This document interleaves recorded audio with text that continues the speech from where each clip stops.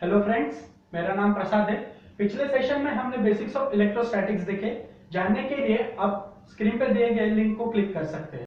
आज हम electric field और इलेक्ट्रिक फ्लक्स के बारे में जानेंगे। सबसे पहले हम इलेक्ट्रिक फील्ड के बारे में जानेंगे।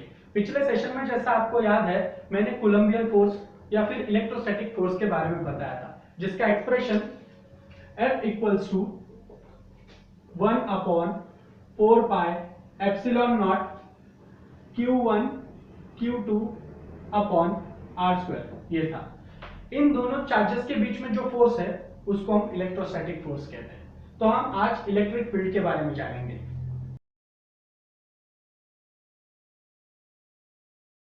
तो इलेक्ट्रिक फील्ड की हम पहले डेफिनेशन देखेंगे। Electric field due to given charge at a given distance is defined as force exerted by a given charge on a unit positive charge when kept at that distance। भले ये सुनने में बहुत complicated लगे, but ये concept बहुत simple है। आइए देखते हैं। सपोज हमारे पास दो पॉजिटिव चार्जेस है, पॉजिटिव चार्ज Q1 जो कि एक जगह फिक्स्ड है और पॉजिटिव चार्ज Q2 जो मूव कर सकता है।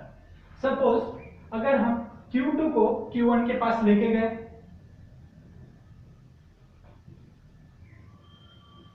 तो Q1 और Q2 में एक रिपल्सिव फोर्स तैयार होगा जो कि Q1 से Q2 को दूर लेकर जाएगा।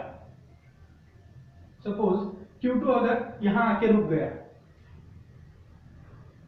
तो हम ये कह सकते हैं कि एक पर्टिकुलर डिस्टेंस तक Q1 की एक फील्ड तैयार हो गई, जिसको हम इलेक्ट्रिक फील्ड कहेंगे। अब हम इलेक्ट्रिक फील्ड की डेफिनेशन फिर से एक बार रिकॉल करते हैं।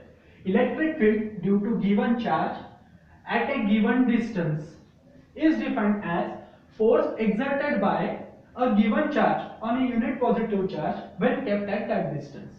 अब इसका मतलब यह हुआ Q1 अपने अराउंड एक इलेक्ट्रिक फील्ड तैयार करेगा। जैसे जैसे डिस्टेंस बढ़ता जाएगा उसकी फील्ड वीक होती जाएगी और जैसे जैसे डिस्टेंस कम होगा उसकी फील्ड बढ़ती जाएगी। इसे हम इलेक्ट्रिक फील्ड इंटेंसिटी कहते हैं। अब इलेक्ट्रिक फील्ड इंटेंसिटी का मैथमेटिकल एक्सप्रेशन देखते हैं।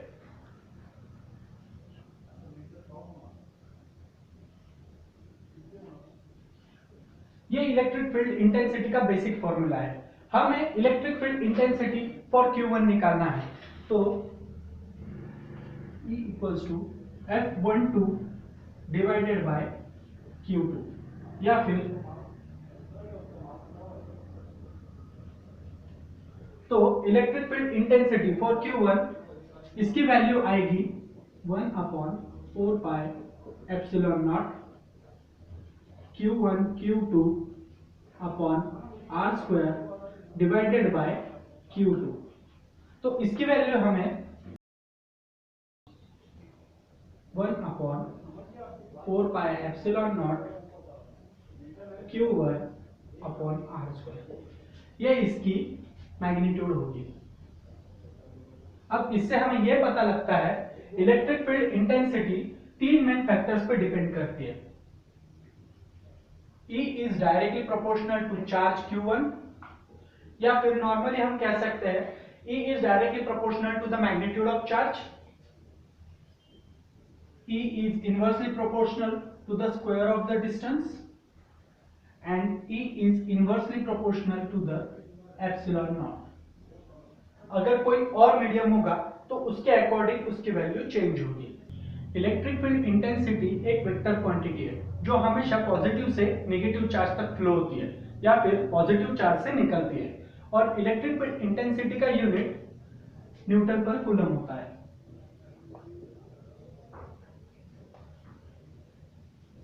और electric field is a vector quantity. ये दो पॉइंट बहुत इंपॉर्टेंट है।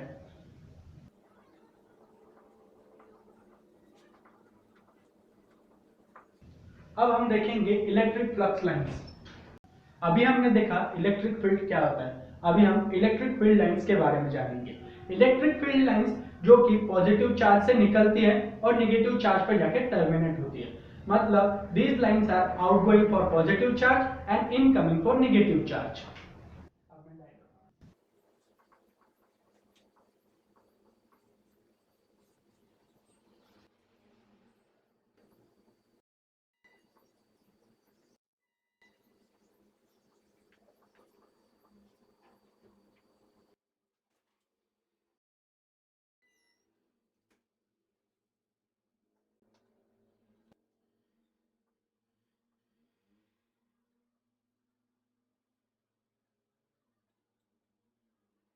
जैसा कि आप डायग्राम में देख रहे हैं कि पॉजिटिव चार्ज से इलेक्ट्रिक फील्ड लाइंस इमिट हो रही है, मतलब आउटगोइंग है।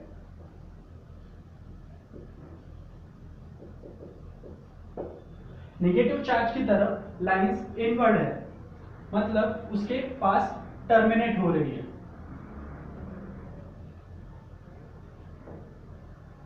अब जब हम पॉजिटिव और नेगेटिव चार्ज एक दूसरे के पास में रखते हैं तो चार्जेस से पॉजिटिव चार्ज से लाइंस इमिट होंगी और नेगेटिव चार्ज पे जाके टर्मिनेट होंगी, उससे कि एक क्लोज लूप फॉर्म होगा।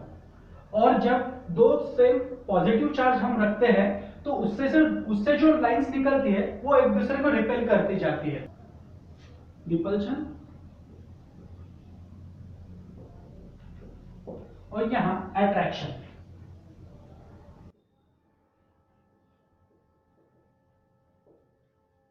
इन चारों केसेस में हमने देखा कि इलेक्ट्रिक फील्ड लाइंस का नेचर क्या होगा।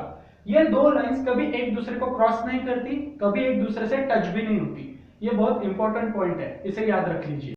अभी हमने देखा electric field lines two dimensional geometry में कैसे स्प्रेड होती है। हालांकि इलेक्ट्रिक फील्ड लाइंस ये थ्री डायमेंशनल ज्योमेट्री में इक्वली स्प्रेड होती है। इस चीज को समझने के लिए अभी हम एक एग्जांपल देखेंगे। ये जो कैंडल की इमेज आप देख रहे हैं, इसके चारों तरफ लाइट का एक स्फीयर बना है। इलेक्ट्रिक चार्ज के आसपास भी ऐसा ही इलेक्ट्रिक लाइंस का एक स्फीयर बना होता है, जो कि थ्री डायमेंशनल ज्योमेट्री में इक्वली स्प्रेड होता है।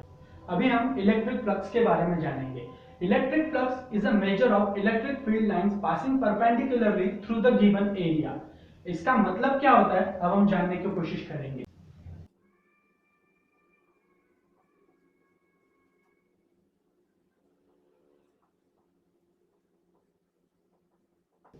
जैसे कि अब हम डायग्राम में देख रहे हैं, इलेक्ट्रिक फील्ड लाइंस इस तरफ से जा रही है और एरिया यहाँ पर है। जैसे जितनी लाइंस इसमें से जाएंगी परपेंडिकुलरली, उतना हमारा फ्लक्स होगा। फ्लक्स का फॉर्मूला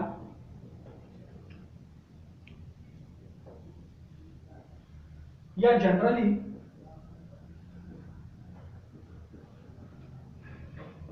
ये फ्लक्स का फॉर्मूला है। मतलब फ्लक्स दो चीजों पे डिपेंड करता है, एक मैग्नीट्यूड ऑफ ई और मैग्नीट्यूड ऑफ ए, और उसके बाद इन दोनों के बीच में का एंगल। जैसे कि हमने फ्लक्स का फॉर्मूला देखा ई डॉट ए। यहाँ पे इलेक्ट्रिक फील्ड एक वेक्टर क्वांटिटी है, एरिया भी वेक्टर क्वांटिटी है। अब एरिया वेक्टर क्वांटिटी कैसे है ये हम समझेंगे।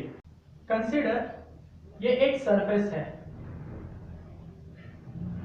जिसकी दो साइड्स हैं। यहां से हम दो नॉर्मल वेक्टर्स ड्रॉ कर सकते हैं, एक इस साइड में और दूसरा इस साइड में, जिसको हम नॉर्मल वेक्टर बोलते हैं।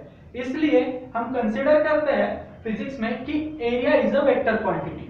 अब हम देखेंगे फ्लक्स इन दोनों के एंगल पे कैसे डिपेंड करता है।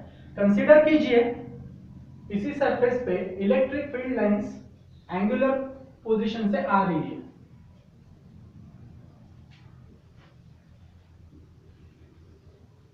इस तरीके से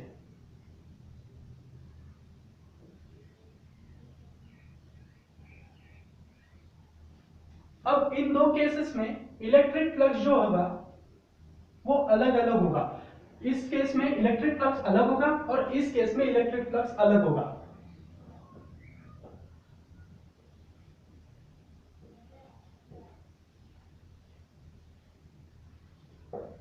अब ये एंगल थीटा जो है वो नॉर्मल वेक्टर और इलेक्ट्रिक लाइंस इन दोनों के बीच में का एंगल है। इससे हमें यह पता लगता है कि इलेक्ट्रिक फ्लक्स जो है ना कि सिर्फ इन दोनों के मैग्नीट्यूड बट इन दोनों के एंगल पे भी डिपेंड करता है। अगर ये एंगल बढ़ते बढ़ते 90 डिग्री हो जाएगा, suppose theta is equals to 90 degree, then phi will be 0 क्योंकि cos 90 इज 0, और theta is equals to 0 degree, then phi will be maximum, that is E dot A। तो फ्रेंड्स, आज के सेशन में हमने देखा concept of electric field, concept of electric field lines, direction of electric field lines और concept of electric flux. Thank you.